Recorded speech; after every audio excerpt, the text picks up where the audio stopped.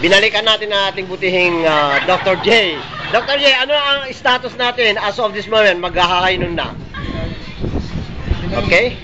Meron na tayong isang biktima ng ano dyan. Bali na sugat sa paa. Binigyan na namin siya ng first aid tsaka gamot. Okay. Maraming nagpapa-BP kasi na-high blood yata, sir.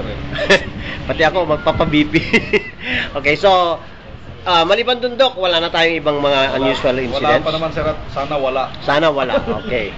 Total, nandito naman po tayo na nakaantabay and kami ay nagpapasalamat sa pag-antabay ng Ballesteros District Hospital, buong grupo, in full force. Diyan pati yung ambulance namin, may dala oxygen. Aha. Sandali, sa loob daw ng ambulance ito, ay may dala-dala silang oxygen in kaso na may mga kailangan ng oxygen. Pero sobra-sobra tayo ng oxygen dyan, Doc, eh. Okay, so balikan natin si Doc.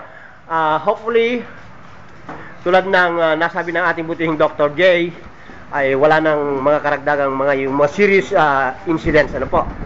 Okay, so you will be staying here up to what time, Doc? Magtatakip silim siguro, sir. Aha. Yun. Okay, maraming salamat, Doc. So far, ayon sa status natin ngayon, wala pang mga talagang grabe. Yun, nasugatan lang ng paa and babae, lalaki, he was attended very well by the group of Dr. J. Maraming salamat, Dr. J.